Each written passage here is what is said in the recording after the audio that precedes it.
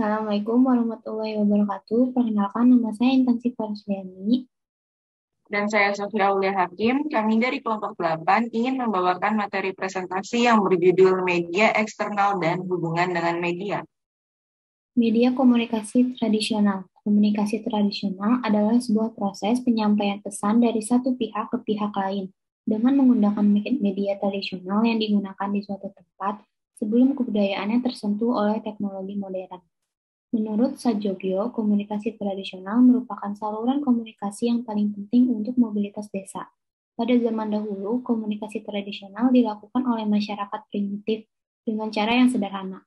Seiring dengan perkembangan teknologi, komunikasi tradisional mulai luntur dan jarang digunakan. Tetapi, masih ada sebagian orang yang masih tetap menggunakan komunikasi tradisional, misalnya masyarakat pedesaan. Peran komunikasi tradisional. Komunikasi tradisional memiliki peran yang sangat penting dalam suatu masyarakat karena dapat mempererat persahabatan dan kerjasama untuk mengimbangi tekanan yang datang dari luar. Komunikasi tradisional mempunyai dimensi sosial, mendorong manusia untuk bekerja, menjaga keharmonisan hidup, memberikan rasa keterikatan, bersama-sama menantang kekuatan alam, dan dipakai dalam mengambil keputusan bersama. Kelebihan dan kekurangan komunikasi tradisional. Kelebihannya, media komunikasi tradisional biasanya dipertukarkan dengan seni yang menjadikan bentuk komunikasi ini lebih menarik, sederhana, dan mudah dimengerti. Kekurangannya, ketidakmampuannya menjangkau ruang dan waktu serta audiens yang luas sehingga kurang efektif. New media sama dengan tantangan media baru. Penelitian menunjukkan bahwa banyak praktisi PR yang berjuang karena dampak media baru sama internet. Mereka tidak sepenuhnya dapat merangkul media baru tersebut dan bahkan sebagian dari mereka memiliki rasa takut terhadap penggunaan teknologi baru. Karena praktik PR juga bergeser dengan adanya internet sebagai media baru yang membawa peningkatan substansial pada kekuatan stakeholder dengan memfasilitasi komunikasi mereka dalam bentuk wadah yang berbeda. Karakter internet yang mencurahkan informasi digital secara cepat dan banyak juga dapat diakses cuma-cuma telah mempengaruhi banyak aspek praktis dari PR. Praktisi PR di Indonesia dituntut untuk paling tidak menguasai kelima basic tools PR online untuk dapat memikat hati pengguna internet di Indonesia. Selain itu, praktisi PR juga dituntut untuk dapat memahami karakter maupun dampak positif dan negatif dari penggunaan online media. Penggunaan online media yang tepat dapat membantu perusahaan untuk meningkatkan brand awareness-nya yang kemudian akan berujung pada pencitraan yang positif. PR on the net. Penggunaan internet oleh para profesional merupakan cikal bakal dari perkembangan teknologi internet. Teknologi internet telah mengubah pola komunikasi PR dari konvensional seperti komunikasi dari atas ke bawah, bawah ke atas, horizontal, atau pola komunikasi massa yang dilakukan. Semua itu telah mereka tinggalkan dengan pola yang lebih aktual setelah lahirnya internet. Internet membawa perspektif dan pola baru di era informasi dalam bentuk jaringan teknologi, serta organisasi atau perusahaan yang mengadopsi internet akan mengalami perkembangan pesat. Melalui internet pula, annual report atau laporan tahunan yang dibuat divisi PR, perusahaan dapat memasukinya ke dalam situs atau web perusahaan, atau perusahaan jasa PR di internet. Fungsi internet sebagai media baru. Yang pertama adalah memperoleh tempat dalam pemberitaan media mengenai hal-hal yang menguntungkan organisasi, lalu mewujudkan hubungan yang stabil dan berkelanjutan yang dilandasi rasa saling percaya dan menghormati, dan kemudian memperoleh umpan balik dari masyarakat, dan yang terakhir adalah memperoleh data dalam hal keperluan pembuatan penilaian atau asesmen secara tepat. Efektivitas kegiatan. Pengukuran efektivitas kegiatan-kegiatan kehumasan online harus didasarkan pada tujuan yang telah ditetapkan, karena suatu kegiatan kehumasan hanya dikatakan berhasil apabila tujuan kegiatan tersebut tercapai. Tujuan dari setiap kegiatan harus bisa diukur. Hal tersebut harus ditetapkan dengan mempertimbangkan beberapa faktor, yaitu faktor halayak, faktor media, dan faktor hasil. Cara mengukur efektivitas kegiatan kehumasan tradisional berlaku juga dalam mengukur efektivitas kegiatan kehumasan di internet. Tetapi penggunaan teknologi baru dalam kegiatan PR menimbulkan tantangan-tantangan yang berat, Sayangnya, pada umumnya pengujian efektivitas kegiatan kampanye komunikasi melalui internet lebih difokuskan pada alat, bukan hasilnya. Metode pengukuran efektivitas program PR online menurut Shell Holtz.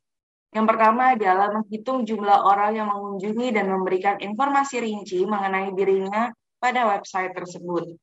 Nah, efektivitas kegiatan PR online ini diukur dengan menghitung jumlah orang yang mengunjungi dan memberikan informasi secara lengkap mengenai website tersebut.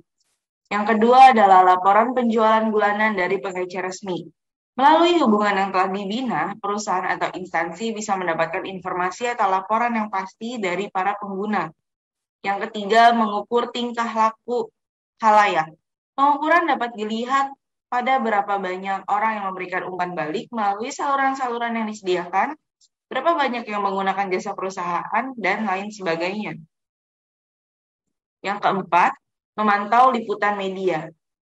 Cara yang dapat digunakan untuk mengukur efektivitas kegiatan PR online adalah dengan memantau berapa banyak informasi dari website yang dijadikan berita di media massa. Lalu yang terakhir adalah memantau penambahan database. Nah, sifat internet one-to-one memungkinkan PR untuk mendapatkan informasi secara lengkap tentang khalayak sasaran yang tidak dapat diperoleh dari tatanan komunikasi yang lain yang konvensional. PR bekerja sama dengan media. Banyak orang yang beranggapan bahwa PR hanya berkaitan dengan penyelenggaraan hubungan baik antara pihak perusahaan atau organisasi dengan pihak pers atau media massa. Namun, sesungguhnya PR jauh lebih luas dari sekedar hubungan dengan media massa. Dalam membina hubungan yang harmonis, pada dasarnya mengacu pada sikap saling menghargai, saling pengertian, saling mempercayai, dan toleransi. Hubungan yang baik dengan media massa tersebut dibangun melalui suatu kejujuran, serta mau membantu untuk pelayanan pemberian sumber berita atau informasi yang diperlukan dalam suasana saling menghormati dan adanya keterus-terangan. Menurut Ruslan, hubungan baik dengan media dapat tercapai apabila pihak PR menerapkan prinsip-prinsip membina hubungan yang harmonis, yaitu yang pertama adalah mutlak adanya kejujuran dan keterus-terangan, yang kedua adalah memberikan pelayanan yang sebaik-baiknya kepada pers atau media, yang ketiga, jangan meminta-minta atau mengemis kepada pers atau wartawan misalnya agar press release bisa dimuat, padahal nilai beritanya tidak ada sama sekali. Yang keempat, jangan meminta untuk menutup saluran informasi. Misalnya, pihak humas mengucapkan no comment, tidak tahu, tolong jangan dimuat, hingga off the record kepada pihak pers. Kalau saluran informasi tersebut ditutup, maka pers akan mencari informasi tidak resmi, yang kebenarannya tidak dapat lagi dikontrol oleh pihak humasnya. Yang kelima, jangan terlalu membanjiri media dengan segala macam publisitas yang tidak jelas tujuan atau sasaran yang hendak dicapai. Lalu yang terakhir adalah selalu mengupdate daftar nama reporter, tugas peliputannya, alamat dan telepon redaksi, dan sebagainya, agar dalam kerjasama itu saling mengenal dengan baik antar kedua belah pihak dalam upaya membangun good press relationship tersebut. Bentuk-bentuk hubungan media dapat dilakukan melalui pendekatan hubungan fungsional atau kelembagaan maupun melalui pendekatan antar pribadi antara PRO dan wartawan. Hubungan baik antara suatu lembaga dengan media massa atau wartawan perlu dirancang agar dapat terjalin secara berkesinambungan, dapat menghasilkan kerjasama yang menguntungkan antara kedua belah pihak. Dalam kaitan itu, PR perlu merancang berbagai aktivitas yang dapat mempertemukan atau menghubungkan PR dengan pers, baik melalui kontak secara resmi, melalui event-event yang sengaja dirancang, maupun kontak tidak resmi. Berbagai aktivitas yang dapat dilakukan menurut Ruslan dan Aceng adalah yang pertama adalah konferensi pers atau press conference atau jumpa pers. Ini adalah suatu pertemuan khusus dengan pihak pers yang bersifat resmi yang diselenggarakan oleh PRO yang sekaligus bertindak sebagai narasumber dalam upaya menjelaskan suatu permasalahan yang sedang dihadapi, peristiwa atau kegiatan penting dan besar yang akan atau sudah dilakukan perusahaan. Yang kedua adalah wisata pers atau press tour, yaitu dengan mengajak wartawan dari berbagai media massa yang telah dikenal baik untuk mengikuti perjalanan pejabat atau pimpinan perusahaan keluar kota selama lebih dari 1 hari, untuk meliput secara langsung mengenai perjalanan atau kegiatan yang dilakukan oleh pejabat atau perusahaan tersebut. Yang ketiga adalah resepsi pers atau press press reception, dan press gathering, yaitu dengan mengundang wartawan dalam sebuah resepsi atau acara, baik formal maupun informal yang sengaja diadakan untuk para pemburu berita. Tujuannya adalah untuk mengikat hubungan tali silaturahmi dengan mengadakan acara yang biasanya di luar tugas fungsional masing-masing seperti buka puasa bersama, tahun baru atau Natal bersama, acara olahraga bersama, atau sekedar makan siang dan makan malam bersama. Yang keempat adalah taklimat pers atau press briefing, yaitu suatu bentuk jumpa pers resmi yang diselenggarakan secara periodik pada awal atau akhir bulan atau tahunan oleh pihak PR dan pejabat tinggi instansi yang bersangkutan. Pertemuan ini mirip dengan diskusi atau dialog, saling memberikan masukan atau informasi yang cukup penting bagi kedua belah pihak.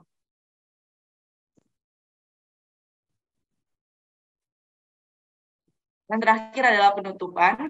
Kini dunia PR memasuki masa keemasan karena teknologi internet ini telah membawa praktisi mampu mencapai publik sasaran secara langsung dan tanpa intervensi dari pihak-pihak lain. Seperti redaksi atau wartawan di media massa yang biasanya bertindak sebagai penjaga gawang pesan komunikasi dan melakukan penyasoran terhadap pesan informasi PR bagi khalayak. Jika seorang praktisi PR terbiasa dengan kegiatan PR tradisional, mereka mungkin menemukan beberapa aspek PR online tidak nyaman. Hal tersebut bisa dimaklumi. Namun, apabila mereka membuka jalan untuk belajar menerima PR online, mereka akan membuka jalan baru bagi bisnis perusahaan. Konvergensi yang berjalan baik antara PR dan digital era dapat membangun keuntungan serta peluang baru bagi perusahaan. Sekian materi presentasi dari kami, kurang lebihnya kami mohon maaf. Wassalamualaikum warahmatullahi wabarakatuh.